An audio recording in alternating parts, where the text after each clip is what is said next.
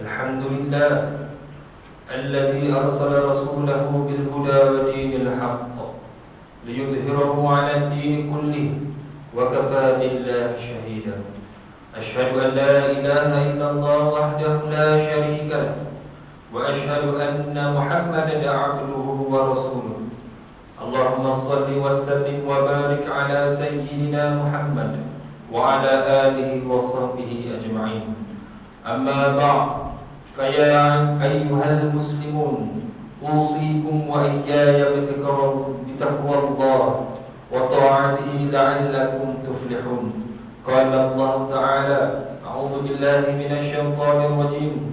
من المؤمنين رجال صدقوا ما عاهدوا الله عليه فمنهم من قضى نحبه ومنهم من ينتظر وما بدلوا تبديلا.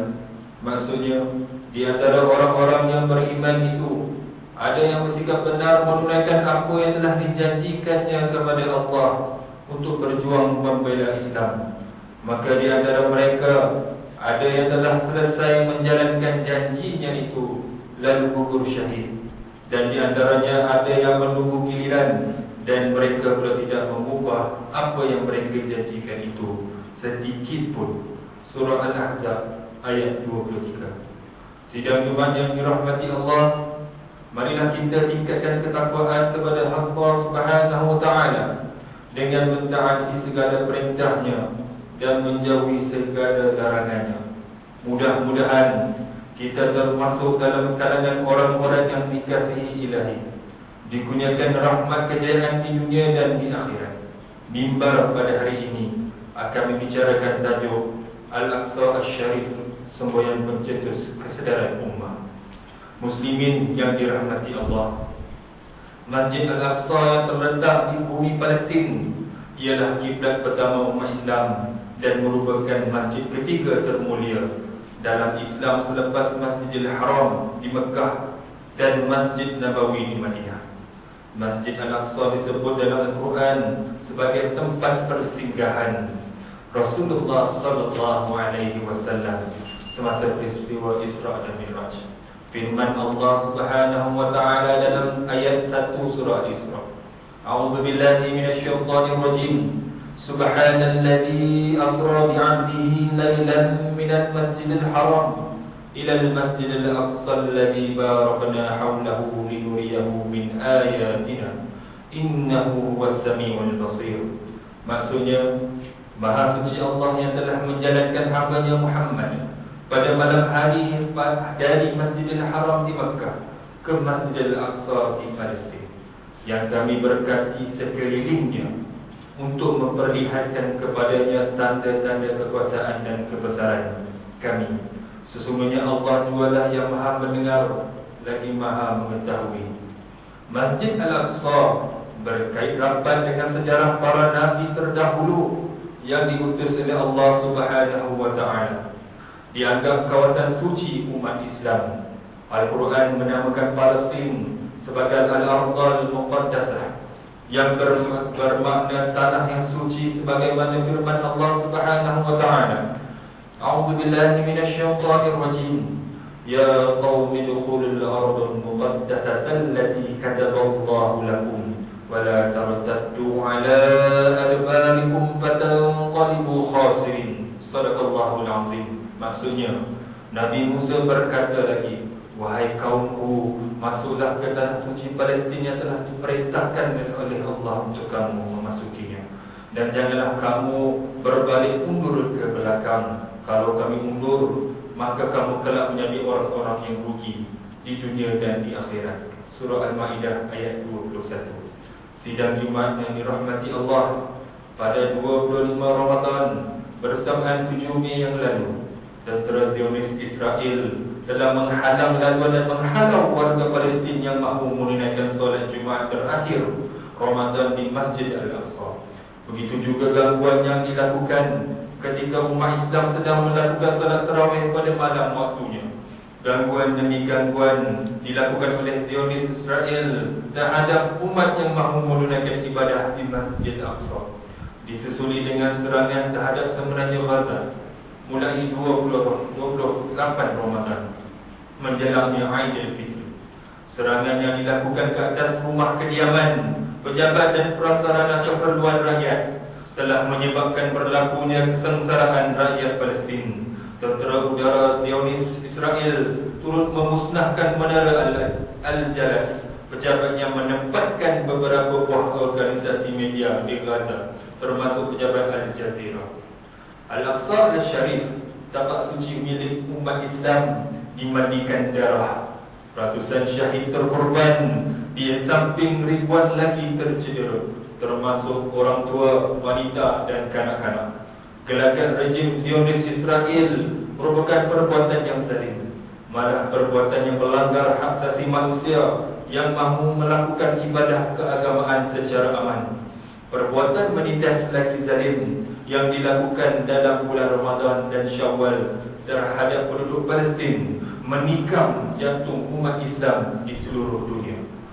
Masjid Al-Aqsa telah dijadikan sasaran untuk dicerobohi oleh Zionis Israel sejak tahun 1967. Pada tahun 1969, mereka cuba membakar Masjid Al-Aqsa.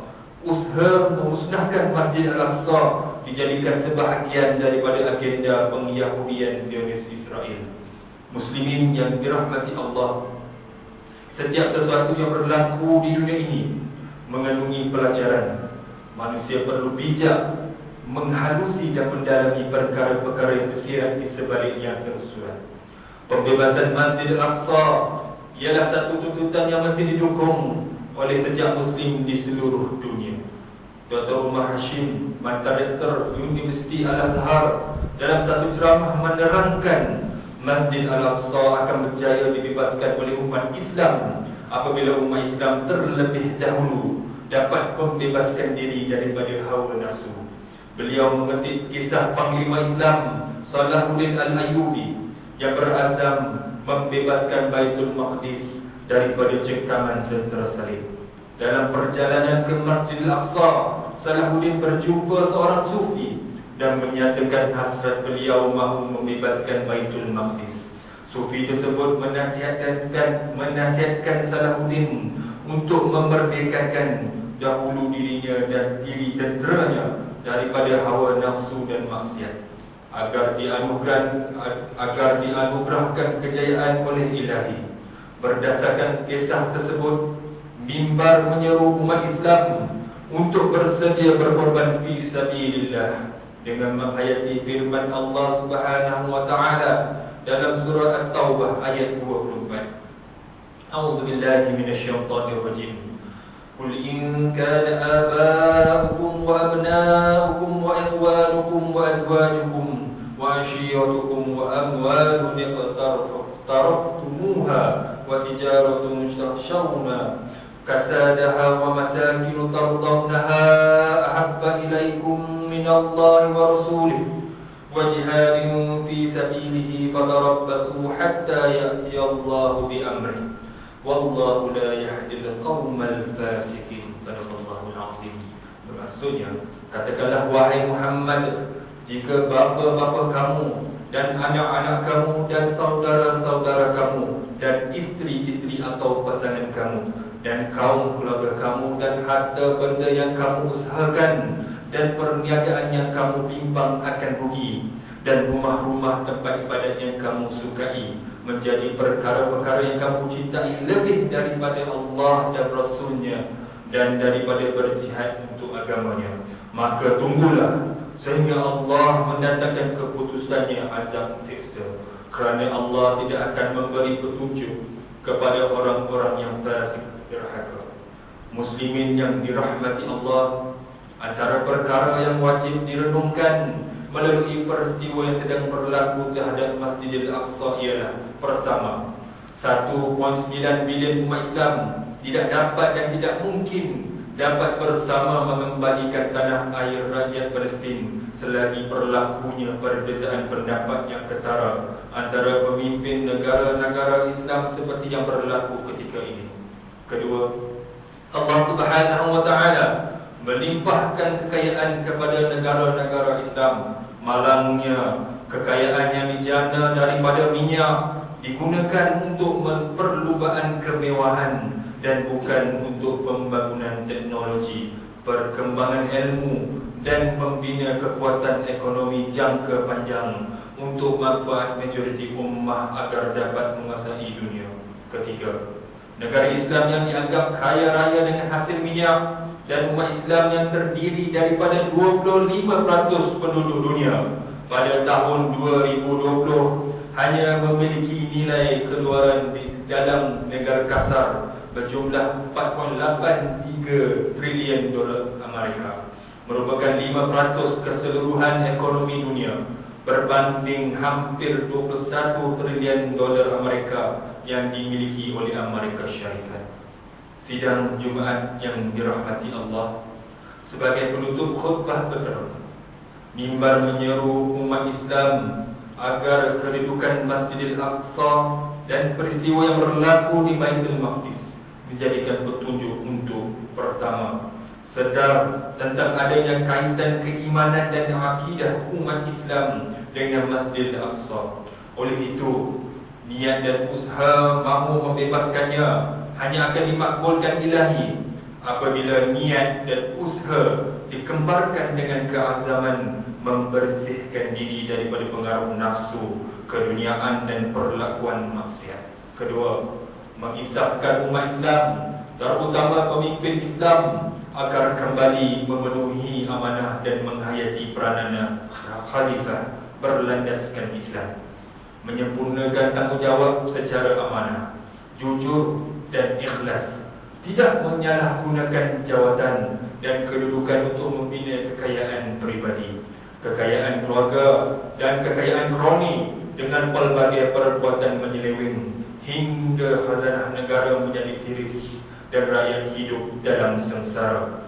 Ketiga, hindarilah perpecahan dan bina kesatuan merentas sistem padan dan kumpulan. Perjuangkan agenda yang lebih besar dengan mengabdikan diri atas nama dan kerana Allah Subhanahu wa Ta'ala. Keempat, menginfakkan sebahagian harta yang kita miliki untuk manfaat saudara kita di Palestin.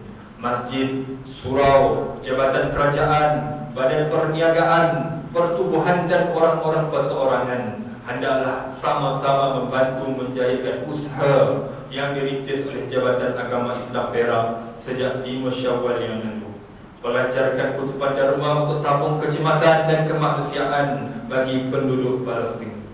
Mana-mana ahli karya yang ingin menderma boleh menyerahkan semangat anda ke tabung khas yang disediakan oleh pihak masjid dan surau di Jumaat di seluruh negeri Perak selewat-lewatnya pada hari Selasa 25 Mei 2021. Kelima, mendoakan keselamatan dan kesejahteraan saudara-saudara kita di bumi Palestin. Ya Allah, sebagaimana Engkau pernah menghantar burung-burung ababil menghancurkan tentera bergajah musyrikin, maka kami memohon kepadamu ya Allah, turunkanlah bantuan kali ini kepada hamba-hambamu yang sedang dizalimi di Palestin. Kepadamu kami pohonkan sebesar-besar perlindungan ke atas Masjidil Aqsa. Barakallahu li wa lakum bil Qur'anil azim wa nafa'ani wa iyyakum bima fihi minal ayati wa dzikril hakim wa taqabbal minni wa minkum tilawatahu innahu huwas samiul alim. Aqulu qawli hadha wa astaghfirullahal azim li wa lakum wa lisairil muslimin wal muslimat